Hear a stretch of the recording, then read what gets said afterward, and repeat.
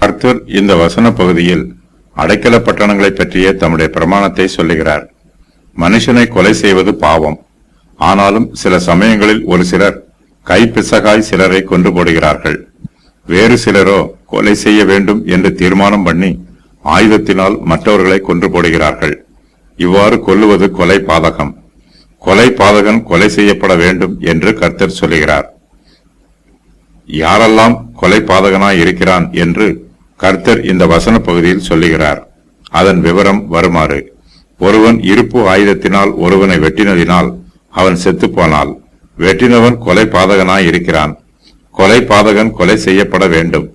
ஒருவன் ஒரு கல்லை எடுத்து சாகத்தக்கதாக ஒருவன் மேல் எரிகிறதினாலே அவன் செத்துப்போனால் கல்லெறிந்தவன் கொலை பாதகனாய் இருக்கிறான்.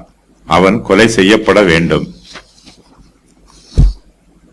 ஒருவன் தன் கையில் ஒரு மர ஆயுதத்தை எடுத்து சாகத்தக்கதாக ஒருவனை அடித்ததினால் அவன் செத்துப்போனால் அடித்தவன் கொலை பாதகனாய் இருக்கிறான். கொலை பாதகன் கொலை செய்யப்பட வேண்டும். பழிவாங்க வேண்டியவனே கொலை பாதகனை கொல்ல வேண்டும். அவனை கண்ட மாத்திரத்தில் அவனை கொன்று போடலாம். ஒருவன் பகையினால் ஒருவனை விழத் தள்ளினதினாலும் பதுங்கி இருந்து அவன் சாகத்தக்கதாய் அவன் மேல் ஏதாகிலும் எரிந்ததினாலும் அவனை பகைத்து தன் கையினால் அடித்ததினாலாயினும் அவன் செத்துப்போனால் அடித்தவன் கொலை பாதகன். அவன் கொலை செய்யப்பட வேண்டும். பழி வாங்குகிறவன் கொலை பாதகனை கண்ட மாத்திரத்தில் கொன்று போடலாம். பொதுவாக பாவம் செய்தவனுக்காக மீட்கும் பொருள் வாங்கப்படும். இதன் மூலமாக அவனுடைய பாவம் நிவர்த்தி பண்ணப்படும். ஆனால் கொலை பாதகனிடத்தில் மீட்கும் பொருளை வாங்கக்கூடாது என்றும் கொலை பாதகன் கொலை செய்யப்பட வேண்டும் என்றும் பழி வாங்க வேண்டியவனே கொலை பாதகனை கொல்ல வேண்டும் என்றும் அவனை கண்ட மாத்திரத்தில் அவனை கொன்று போடலாம் என்றும் கர்த்தர் சொல்லுகிறார்.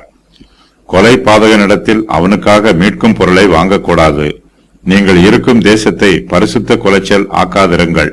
ரத்தம் தேசத்தை தீட்டுப்படுத்தும். ரத்தம் சிந்தினவனுடைய இரத்தத்தினால் ஒழிய வேறொன்றினாலும் தேசத்திலே சிந்துண்ட இரத்தத்திற்காக பாவ நிவர்த்தி இல்லை என்று கர்த்தர் சொல்லுகிறார். எவனாகிலும் ஒரு மனிதனை கொன்று போட்டால் அப்பொழுது சாட்சிகளுடைய வாக்குமூலத்தின்படியே அந்த கொலை பாதகனை கொலை செய்ய வேண்டும். ஒரே சாட்சியை கொண்டு மாத்திரம் ஒரு மனிதன் சாகும்படி தீர்ப்பு செய்யக்கூடாது. சாகிறதற்கேற்ற குற்றம் சுமந்த கொலை பாதகனுடைய ஜீவனுக்காக இஸ்ரவேல் புத்திரர் மீட்கும் பொருளை வாங்கக்கூடாது. அவன் தப்பாமல் கொலை செய்யப்பட வேண்டும். ஒருவன் கைப்பிசகாய் ஒருவனை கொன்று போட்டால் அவன் கொலை பாதகன் அல்ல. அவனை பழி வாங்கக்கூடாது. கொலை செய்தவனையும் பழி வாங்குகிறவனையும் சபையார் இந்த நியாயப்படி விசாரிக்க வேண்டும். கொலை செய்தவனை பழி வாங்குகிறவனுடைய கைக்கு தப்புவித்து அவன் ஓடிப்போயிருந்த அடைக்கல பட்டணத்துக்கு அவனை திரும்ப போகும்படி செய்ய வேண்டும்.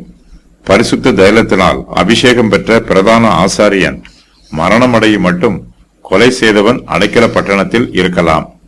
பகை ஒன்றும் இல்லாமல் கைப்பிசகாய் ஒருவனை கொன்று போடும் சம்பவம் பற்றி இந்த வசன பகுதியில் சொல்லப்பட்டிருக்கிறது. அதன் விவரம் வருமாறு: ஒருவன் பகை ஒன்றும் இல்லாமல் சடுதியில் ஒருவனை தள்ளி விழப்பண்ணினதினாலும் பதுங்கியிராமல் யாதொரு ஆயுதத்தை அவன் மேல் பட எரிந்ததினாலாயினும் அவனுக்கு பகைஞனாய் இராமலும் அவனுக்கு தீங்கு செய்ய நினையாமலும் இருக்கையில் ஒருவனை கொன்று போடத்தக்க ஒரு கல்லினால் அவனை காணாமல் எரிய அது அவன் மேல் பட்டதினாலாயினும் அவன் செத்துப்போனால் அப்பொழுது கொலை செய்தவனையும் பழி வாங்குகிறவனையும் சபையார் இந்த நியாயப்படி விசாரிக்க வேண்டும். கர்த்தர் அடைக்கல பட்டணங்களை பற்றிய தம்முடைய பிரமாணத்தை மோசேயினிடத்தில் சொல்லுகிறார். கர்த்தர் மோசேயை நோக்கி, நீ இஸ்ரவேல் புத்திரரோடு சொல்ல வேண்டியது என்னவென்றால், நீங்கள் யோர்தானை கடந்து கானான் தேசத்தில் பிரவேசிக்கும் போது கைப்பிசகாய் ஒருவனை கொன்று போட்டவன் ஓடிப்போய் இருக்கத்தக்க அடைக்கல பட்டணங்களாக சில பட்டணங்களை குறிக்க கடவீர்கள் என்று சொல்லுகிறார். கொலை செய்தவன் நியாய சபையிலே நியாயம் விசாரிக்கப்படும் முன் சாகாமல் பழி வாங்குகிறவன் கைக்கு தப்பி போய் இருக்கும்படி அவைகள் இஸ்ரவேல் புத்திரருக்கு உங்களுக்கு அடைக்கல பட்டணங்களாய் இருக்க வேண்டும். கர்த்தர் 6 அடைக்கல பட்டணங்களை பற்றி இந்த வசன பகுதியில் சொல்லுகிறார். நீங்கள் கொடுக்கும் பட்டணங்களில் 6 பட்டணங்கள் அடைக்கலத்துக்காக இருக்க வேண்டும் என்றும், யோர்தானுக்கு இப்புறத்தில் 3 பட்டணங்களையும் கானான் தேசத்தில் 3 பட்டணங்களையும் கொடுக்க வேண்டும் என்றும் கர்த்தர் சொல்லுகிறார். கைப்பிசகாய் ஒருவனை கொன்றவன் எவனோ அவன் அங்கே ஓடிப்போய் இருக்கும்படிக்கு அந்த 6 பட்டணங்களும் இஸ்ரவேல் புத்திரருக்கும் அவர்கள் நடுவே இருக்கும் பரதேசிக்கும் அந்நியனுக்கும் அடைக்கல பட்டணங்களாய் இருக்க வேண்டும். அடைக்கல பட்டணத்தில் தங்கியிருக்கிறவனை கர்த்தருடைய பிரமாணத்தின்படி நியாயம் விசாரிக்க வேண்டும். கொலை செய்தவனை பழிவாங்குகிறவனுடைய கைக்கு தப்புவித்து அவன் ஓடிப்போய் இருந்த அடைக்கல பட்டணத்துக்கு அவனை திரும்ப போகும்படி செய்ய வேண்டும். பரிசுத்த தைலத்தினால் அபிஷேகம் பெற்ற பிரதான ஆசாரியன் மரணமடையும் மட்டும் அவன் கொலை செய்தவன் அடைக்கல பட்டணத்திலே இருக்க வேண்டும். ஆனாலும் கொலை செய்தவன் தான் ஓடிப்போய் இருக்கிற அடைக்கல பட்டணத்தின் எல்லையை விட்டு வெளிப்பட்டிருக்கும் போது பழி வாங்குகிறவன் கொலை செய்தவனை அடைக்கல பட்டணத்துக்கு வெளியே கண்டுபிடித்து கொண்டு போட்டால் அவன் மேல் இரத்த பழி இல்லை. கொலை செய்தவன் பிரதான ஆசாரியன் மரணமடையும் மட்டும் அடைக்கல பட்டணத்தில் இருக்க வேண்டும். பிரதான ஆசாரியன் மரணமடைந்த பின்பு தன் சுதந்திரமான காணியாட்சிக்கு திரும்பி போகலாம். பிரதான ஆசாரியன் பரிசுத்த தைலத்தினால் அபிஷேகம் பெற்றவன். அடைக்கல பட்டணங்கள் எல்லாம் லேவியருடைய பட்டணங்களாய் இருக்கிறது. லேவியருக்கு பிரதான ஆசாரியனே கோத்திர தலைவராக இருக்கிறார்.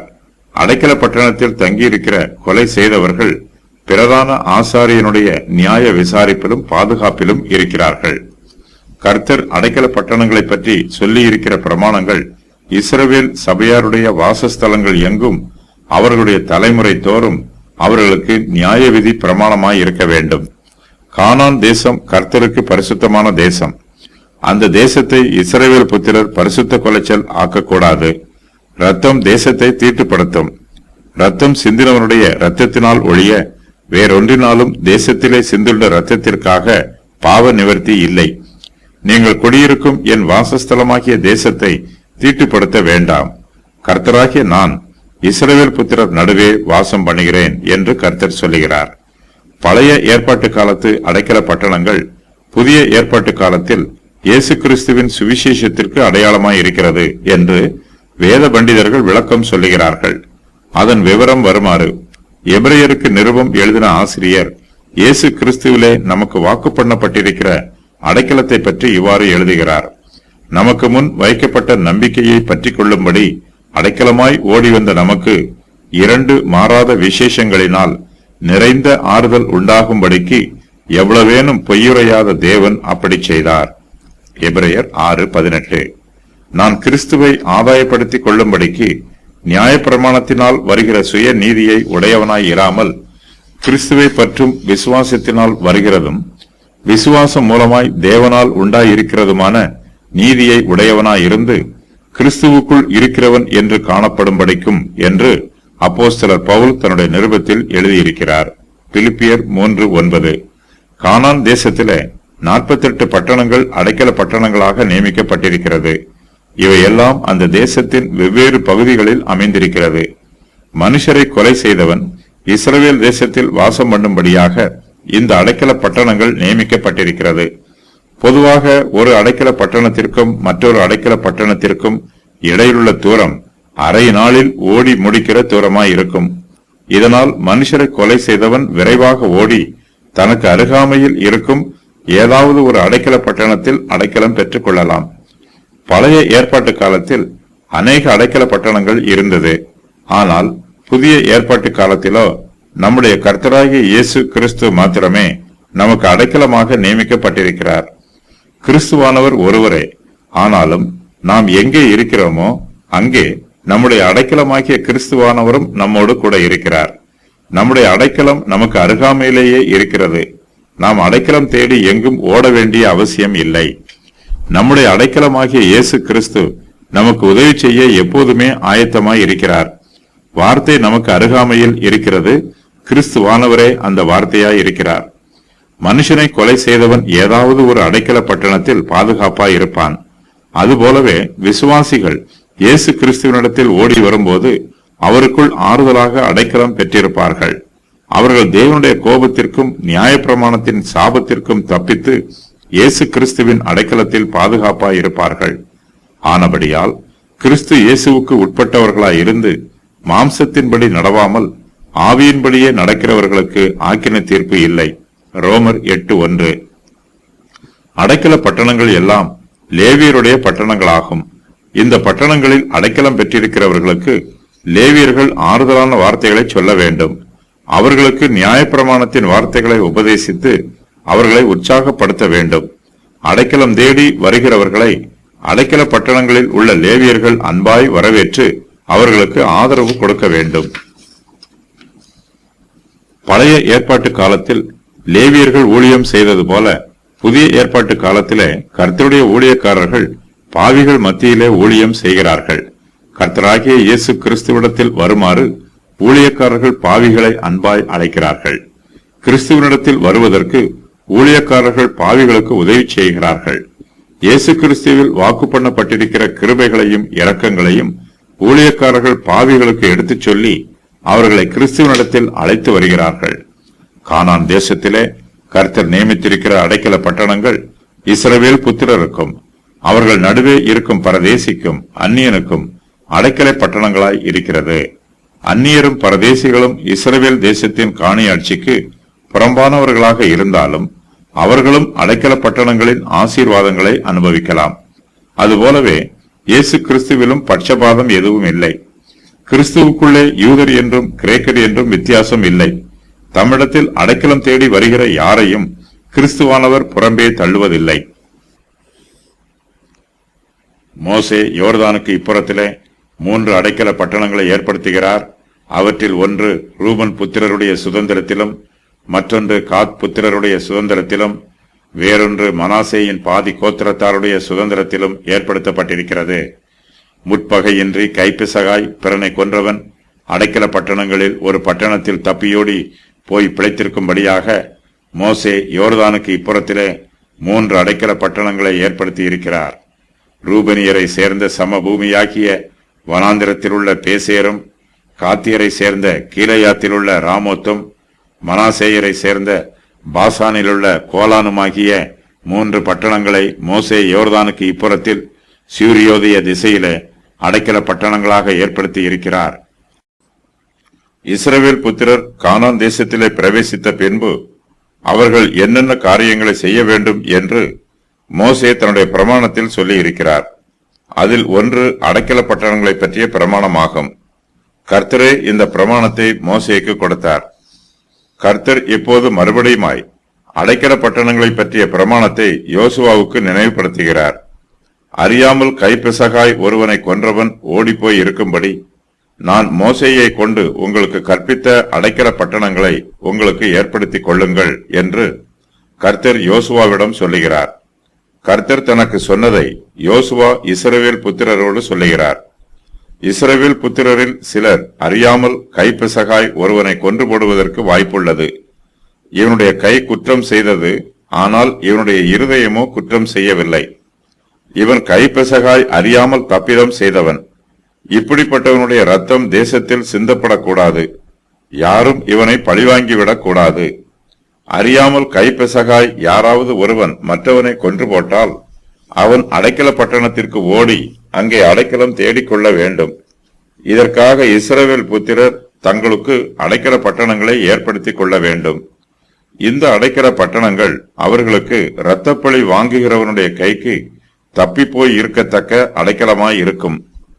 கொலை செய்தவன் எவனும் அங்கே ஓடி போகும்படி உன் தேவனாகிய கர்த்தர் உன்னை சுதந்திரிக்க பண்ண போகிற உன் தேசத்தின் எல்லையை நீ 3 பங்காக பகுத்து அதற்கு வழியை உண்டு பண்ண கடவாய். உபாகமம் 19:3. அடைக்கல பட்டணங்களில் ஒன்றிற்கு ஓடி வருகிறவன் பட்டணத்தின் ஒலிமுக வாசலில் நின்று கொண்டு அந்த பட்டணத்தினுடைய மூப்பரின் செவிகள் கேட்க தன் காரியத்தை சொல்ல வேண்டும். அப்பொழுது அவர்கள் அவனை தங்களிடத்தில் பட்டணத்துக்குள்ளே சேர்த்து கொண்டு தங்கோட குடியிருக்க அவனுக்கு இடம் கொடுக்க வேண்டும்.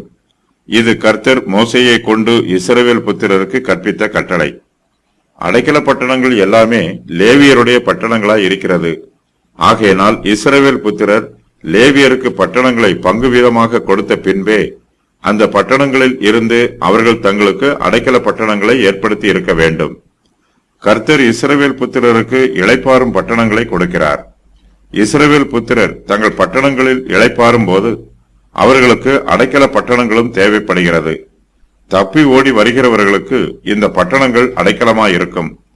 ஒருவேளை இன்று இளைப்பாறும் பட்டணத்தில் தாபரிக்கிறவன் நாளை அடைக்கல பட்டணத்திற்கு ஓடி வந்து அடைக்கலம் பெற வேண்டியது வரலாம்.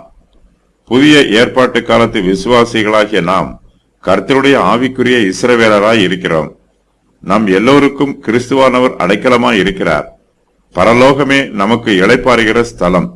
நம்முடைய நித்திய இளைப்பாறுதலில் பிரவேசிப்பதற்கு முன்பாக நாம் இந்த பூமியில் வாசம் பண்ணும் காலம் வரையிலும் நம்முடைய கர்த்தராகிய இயேசு கிறிஸ்துவே நமக்கு அடைக்கலமாய் இருக்கிறார். இஸ்ரவேல் புத்திரர் அடைக்கல பட்டணங்களை எப்படி பயன்படுத்த வேண்டும் என்றும் கர்த்தர் கட்டளை கொடுக்கிறார். பின்னும் கர்த்தர் மோசேயை நோக்கி, நீ இஸ்ரவேல் புத்திரரோட சொல்ல வேண்டியது என்னவென்றால், நீங்கள் யோர்தானை கடந்து கானான் தேசத்தில் பிரவேசிக்கும் போது கைப்பெசகாய் ஒருவனை கொன்று போட்டவன் ஓடிப்போய் இருக்கத்தக்க அடைக்கல பட்டணங்களாக சில பட்டணங்களை குறிக்க கடவீர்கள். கொலை செய்தவன் நியாய சபையிலே நியாயம் விசாரிக்கப்படும் முன் சாகாமல் பழி வாங்குகிறவன் கைக்கு தப்பித்து போய் இருக்கும்படி அவைகள் உங்களுக்கு அடைக்கல பட்டணங்களாய் இருக்க கடவது. எண்ணாகமம் 35:9 முதல் 12 வரை. நீங்கள் கொடுக்கும் பட்டணங்களில் 6 பட்டணங்கள் அடைக்கலத்துக்காக இருக்க வேண்டும். யோர்தானுக்கு இப்புறத்தில் 3 பட்டணங்களையும் கானான் தேசத்தில் 3 பட்டணங்களையும் கொடுக்க வேண்டும். அவைகள் அடைக்கல பட்டணங்களாம். கைப்பெசகாய் ஒருவனை கொன்றவன் எவனோ அவன் அங்கே ஓடிப்போய் இருக்கும்படிக்கு அந்த 6 பட்டணங்களும் இஸ்ரவேல் புத்திரருக்கும் உங்கள் நடுவே இருக்கும் பரதேசிக்கும் அந்நியனுக்கும் அடைக்கல பட்டணங்களாய் இருக்க வேண்டும். எண்ணாகமம் 35:13, 14, 15. அடைக்கல பட்டணத்தில் அடைக்கலம் பெற்றிருக்கிறவனை பழி வாங்குகிறவன் தொடர்ந்து வந்தால் அவன் பிறனை முற்பகையின்றி அறியாமல் கொன்றதினால் அவனை இவன் கையில் ஒப்புக்கொடாதிருக்க வேண்டும். அடைக்கல பட்டணத்தில் அடைக்கலம் பெற்றிருக்கிறவன் நியாயம் விசாரிக்கும் சபைக்கு முன்பாக நிற்கும் வரைக்கும், அந்நாட்களில் இருக்கிற பிரதான ஆசாரியன் மரணமடையும் வரைக்கும் அவன் அந்த பட்டணத்தில் குடியிருக்க கடவன். பின்பு கொலை செய்தவன் தான் விட்டு ஓடிப்போன தன் பட்டணத்திற்கும் தன் வீட்டிற்கும் திரும்பி போக வேண்டும். அடைக்கல பட்டணத்தில் அடைக்கலம் பெற்றிருக்கிறவனுக்கு அந்த பட்டணம் அவனுடைய வாசஸ்தலம் போலவே இருக்கும்.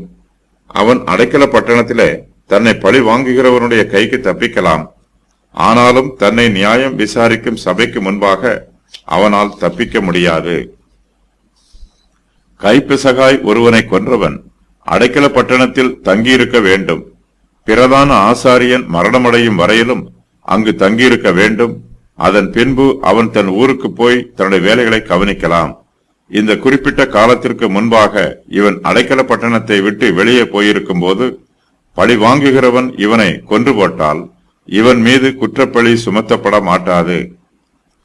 இஸ்ரவேல் புத்திரர் கானான் தேசத்திலே கர்த்தருடைய கட்டளையின் பிரகாரம் அடைக்கல பட்டணங்களை ஏற்படுத்துகிறார்கள்.